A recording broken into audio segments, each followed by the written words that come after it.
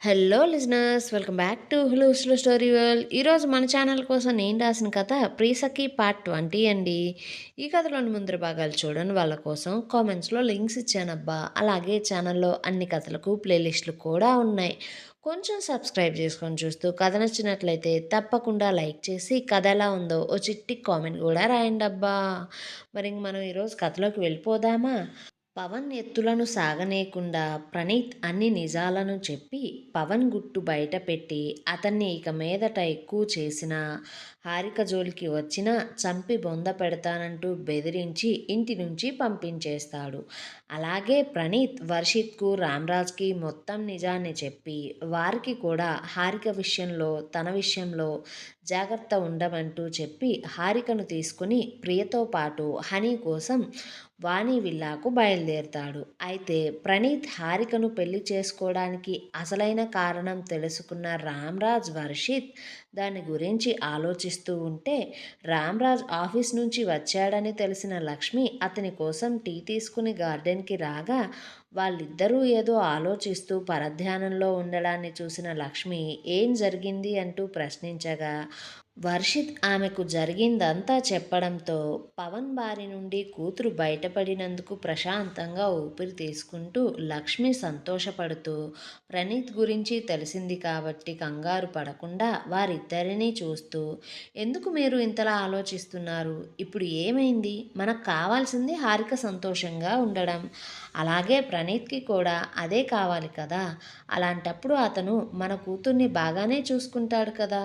ఇక హారిక గురించి అంటారా, మనం తనతోనే ఉన్నాం, ఇప్పుడు ఎప్పుడూ కూడా తనతోనే ఉంటాం. అలాగే ప్రణీత్ ప్రేమ కూడా ఉంటుంది కాబట్టి ఖచ్చితంగా హారిక పవన్ను మర్చిపోతుంది. మనం ఇంకొక నెల తర్వాత అయినా సరే దానికి కొంచెం గట్టిగా చెప్దాం, తన ఆరోగ్యం అప్పటికి సెట్ అయిపోతుంది కదా. ఈలోపు ప్రణీత్ని అర్థం చేసుకునేలా అతనే దాన్ని మార్చుకోవడానికి ట్రై చేస్తాడు. వారి మధ్యలో మనం దూరి పుల్లలు పెట్టద్దు. ఎవరు ఏది చేసినా మనకు హారిక సంతోషమే కదా ముఖ్యం. అలాగే ఇంకో విషయం, పవన్ మీద ఇప్పటి నుంచైనా సరే మీ ఇద్దరిలో ఎవరో ఒకళ్ళు కన్నేసి ఉంచండి.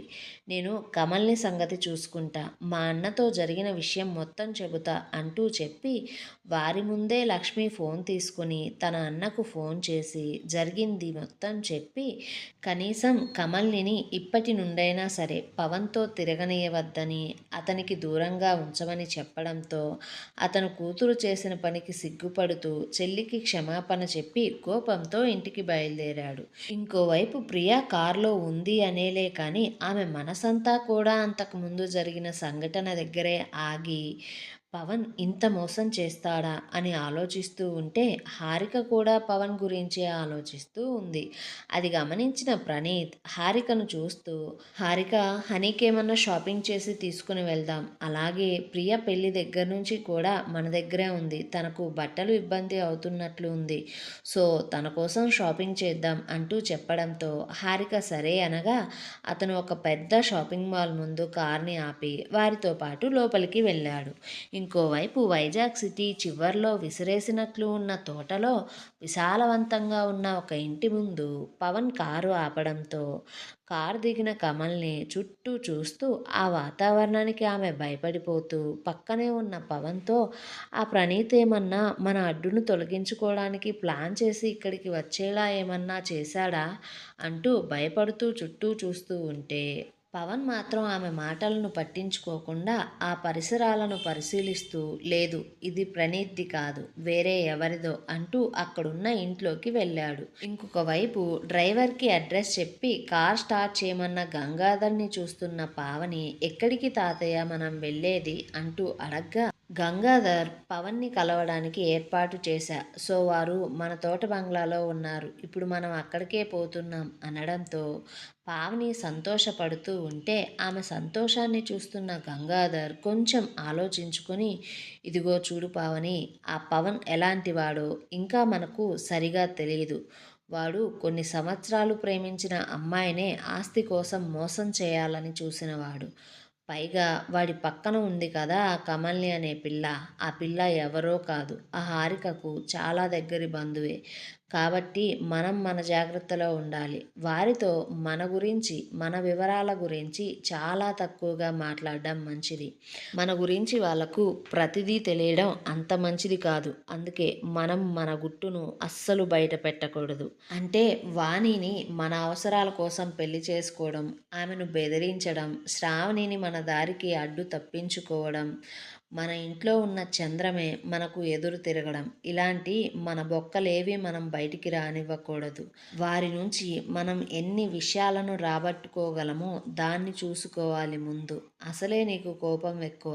కోపంలో నువ్వేం మాట్లాడతావో, ఎలా ప్రవర్తిస్తావో, ఏం చేస్తావో నీకే తెలియదు అంటూ పావనికి జాగ్రత్తలు చెబుతూ ఉంటే, మరో చోట పవన్ తను ఉన్న ప్లేస్ని గూగుల్ చేసి ఆ లొకేషన్ని తన ఫ్రెండ్కి పంపి, ఈ ప్రాపర్టీ ఎవరిదో, ఎక్కడుందో కొన్ని నిమిషాలలో తెలుసుకోమనగా, అతని ఫ్రెండ్ 5 నిమిషాల తరువాత తిరిగి పవన్కి ఫోన్ చేస్తూ ఆ ప్రాపర్టీ గంగాధర్ వాళ్లకు సంబంధించింది అని చెప్పాడు.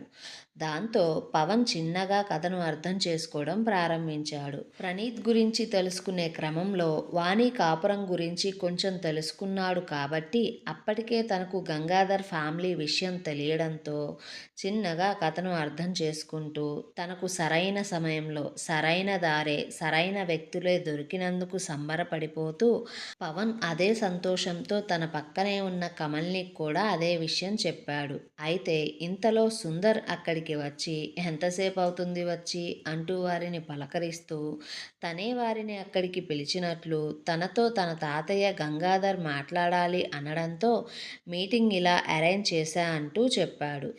ఇంకోవైపు షాపింగ్ మాల్లో ఆడవాళ్ళు షాపింగ్ చేస్తూ వారి ప్రతాపాన్ని చూపిస్తుంటే ప్రణీత్ మాత్రం చాలా ఓపికగా వారితో పాటే ఉంటూ హారికతో కూడా ఆమెకు నచ్చినవి తీసుకోమంటూ అతనే కొన్నిటిని స్పెషల్గా సెలెక్ట్ చేసి ఇస్తూ అతని హోదాని, స్థాయిని మర్చిపోయి ఒక మామూలు మిడిల్ క్లాస్ మనిషిలా ఉంటుంటే హారికకు అదంతా చాలా ఆశ్చర్యంగా అనిపిస్తుంది. ఎందుకంటే ఆమె పవన్తో ఇన్ని సంవత్సరాల పరిచయంలో అతన్ని ఎప్పుడు షాపింగ్కి రమ్మని చెప్పినా సరే, ఎన్ని విధాలుగా అడిగినా సరే అతను ఆడాళ్ళ షాపింగ్ అంటూ, మీరు మామూలుగా ఉండరంటూ, గంటలు గంటలు చేస్తారంటూ హారికను ఏదో విధంగా ఎగతాళి చేస్తూనే ఉండేవాడు. కానీ ప్రణీత్ విషయంలో ఇక్కడ అలా జరగలేదు. అతను చాలా ఓపికగా ప్రశాంతంగా వారితో ఉన్నాడు. పైగా బాక్సులన్నీ కూడా తనే మోస్తూ ఉన్నాడు. తన మీద అతను అంత శ్రద్ధ చూపిస్తూ ఉంటే ఆమె అతని గురించి ఆలోచించకుండా ఉండలేకపోతుంది. అలా వారు షాపింగ్ ముగించేసి హనీ పాప ఇంటికి వెళ్ళేసరికే హనీ పాప హారిక రావడంతోనే సంతోషంగా ఆడుకుంటూ ఇల్లంతా సందడి చేస్తూ ఉంది. అది చూస్తున్న చంద్రం, వాణి సంతోషపడుతూ వాణి ప్రణీత్ని చూస్తూ నేనే హారికను తీసుకుని రమ్మందామనుకున్నా, హనీ చాలా అడుగుతుంది తనను అంటుంటే ప్రణీత్ వాణితో ఇంటి దగ్గర జరిగిన విషయం మొత్తం చెప్పగా వాణి కూడా తన అత్త వచ్చినట్లు, ఆమె కూడా తన అత్తతో జరిగింది మొత్తం కూడా ప్రణీత్తో చెప్పింది. ఇంతలో వీరిలా మాట్లాడుకుంటూ ఉండగా చంద్రశేఖర్తో వ్యాపార లావాదేవీల గురించి మాట్లాడడానికి పరంధాం అదే సమయంలో అక్కడికి రాగా హనీ తన తాతను చూసి సంతోషంగా అతనికి ఎదురు వెళ్ళి బుజ్జి బుజ్జి మాటలతో తాత అని పిలవడం, అతని కాలి వెంట తిరగడం చూసి అతనికి ఇన్ని రోజులు ఏం మిస్ అయ్యానో తలుచుకొని కళ్ళల్లోనే నీళ్లు తిరిగేశాయి. అయితే అక్కడ ప్రణీత్ని, హారికను చూడ్డంతోనే పరంధాం కొంచెం ఇబ్బంది పడుతూ ప్రణీత్ని పలకరించగా ప్రణీత్ అక్కడే ఉన్న హారికను పిలిచి పరంధాంకు హారికను పరిచయం చేశాడు.